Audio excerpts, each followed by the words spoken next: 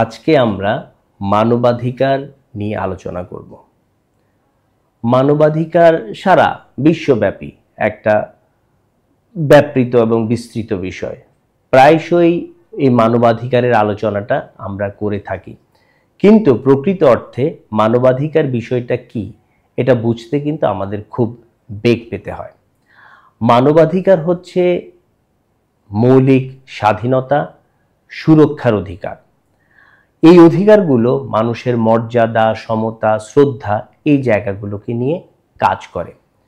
জাতি, ধর্ম নির্বিশেষে এই মানবাধিকার সবার জন্য একই রকম। আবার আমরা যদি বলি যে মানবাধিকার একটা সর্বজনীন অধিকার, এই অধিকার কারো কাছ থেকে কেড়ে নেওয়া যায় না। আজকে আমরা মূলত মানবাধিকার কি, মানবাধিকারের মূল বৈশিষ্ট্যসমূহ, মানবাধিকার নিশ্চিতের মূল উদ্দেশ্য এবং একটি মানুষের মানবাধিকার অর্জনের মূল বিষয়গুলো নিয়ে আলোচনা করব। প্রথমেই আমরা আসি যে মানবাধিকারকে কিভাবে সংজ্ঞায়িত করা যায়। অনেকেই অনেকভাবে মানবাধিকারকে সংজ্ঞায়িত করেছেন। আমি যদি একটা বোধগম্য সংজ্ঞা মানবাধিকারের দিতে চাই তাহলে সেটা কি রকম হবে? ইংরেজিতে যদি আমি প্রথমেই বলি যে হিউম্যান রাইটস আর basic rights, freedoms and protections that everyone is born with, based on dignity, respect, equality and fairness, regardless of nationality, religion or beliefs. They are universal and cannot be taken away, ensuring that every person is treated fairly and has protection from the state or any authority, promoting understanding and respect for diversity. এই জায়গাটাকে যদি আমরা একটু বুঝতে চাই তাহলে বিষয়টা কিভাবে দাঁড়ায়। মানবাধিকার হচ্ছে একটা মৌলিক অধিকার, স্বাধীনতা এবং সুরক্ষা যা প্রতিটি মানুষ জন্মগতভাবে লাভ করে। এই অধিকারসমূহ মর্যাদা, শ্রদ্ধা, সাম্য, ন্যায়পরায়ণতার ভিত্তিতে প্রতিষ্ঠিত।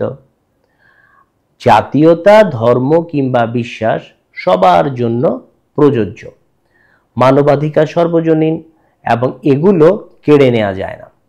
এই অধিকারগুলো নিশ্চিত করে যে প্রতিটা মানুষের সাথে ন্যায্য আচরণ করতে হবে এবং রাষ্ট্র বা অন্য কোনো সংশ্লিষ্ট কর্তৃপক্ষ তার কাছ থেকে এই সুরক্ষা লাভ করবে, যার ফলে বৈচিত্র্যের প্রতি উপলব্ধি এবং শ্রদ্ধাবোধ বৃদ্ধি পাবে।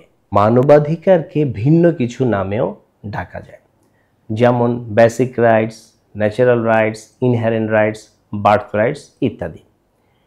এই বিষয়টাকে আরেকটু ভালোভাবে বোঝার জন্য বলা যায় যে human rights cannot be bought, sold or given away. এটা কেনাও যাবে না, বেচাও যাবে না, অথবা কাউকে দান করাও যাবে না। এখন প্রসঙ্গক্রমে আমরা আসি যে ইন্ডিয়ার ফর্মার চিফ জাস্টিস জে.এস. ভার্মার একটা সংজ্ঞা। তিনি কি বলেছেন? তিনি হিউম্যান ডিগনিটির বিষয়টাকে সবচাইতে গুরুত্ব দিয়েছেন, যা মানবাধিকারের ক্ষেত্রে সবচাইতে গুরুত্বপূর্ণ।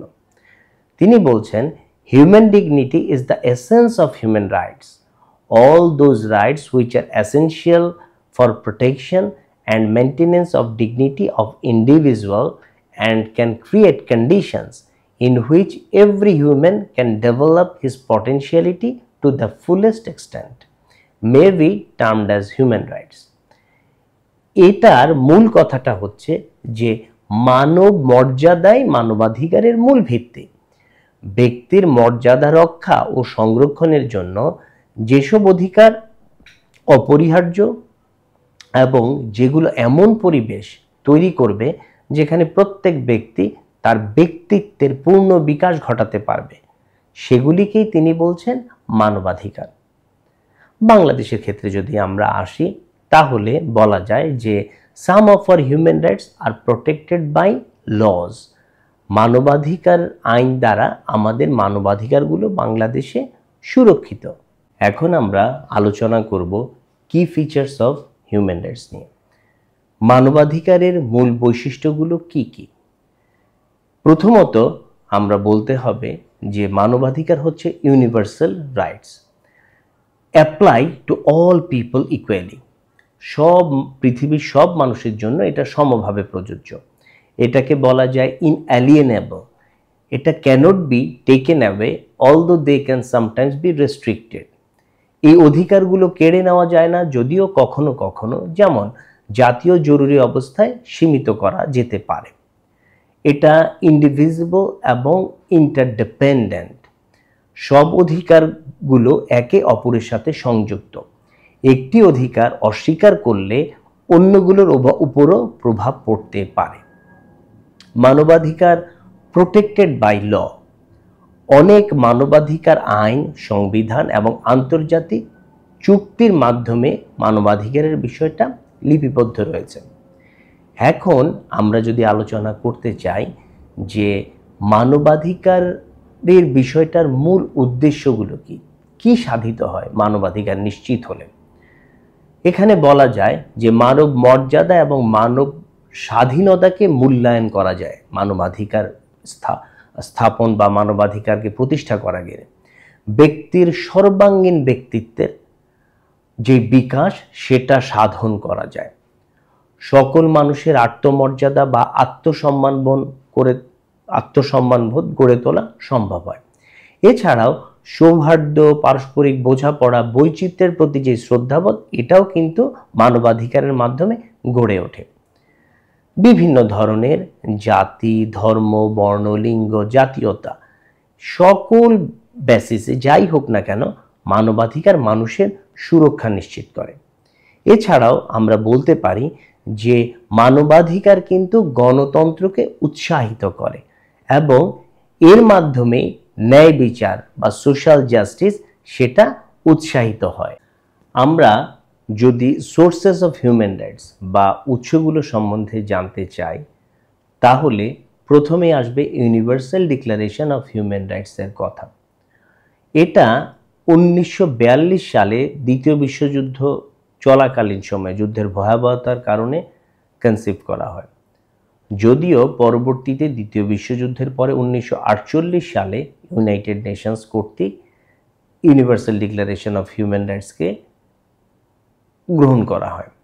মূলত অ্যাক্টিভিস্ট এবং তৎকালীন আমেরিকার ফার্স্ট লেডি এলিনিয়র রুজভেল্টের ভূমিকাটাই এখানে ছিল অগ্রগণ্য। এটা বলা যায় যে ইউডিএচআরকে it was for the first time at international level need was felt for human rights and fundamental freedoms. এর পরবর্তীতে আসে ইন্টারন্যাশনাল ট্রিটিজ এবং কভেনেন্টসগুলোর কথা। আন্তর্জাতিক চুক্তিগুলো সংশ্লিষ্ট রাষ্ট্রগুলোর জন্য পালন করা বাধ্যতামূলক। সেগুলো মানবাধিকারের একটা ভালো সোর্স। এছাড়াও আঞ্চলিক চুক্তি ও বিভিন্ন অঙ্গীকারনামা, যেমন আমরা ইউরোপীয় কভেনেন্ট, আমেরিকান কভেনেন্ট, এছাড়াও African charter for human rights and peoples রাইটসের কথা বলতে পারি। এছাড়াও United Nations charter binding all member states, সকল সদস্য রাজ্যের জন্য এই চার্টারগুলো প্রযোজ্য।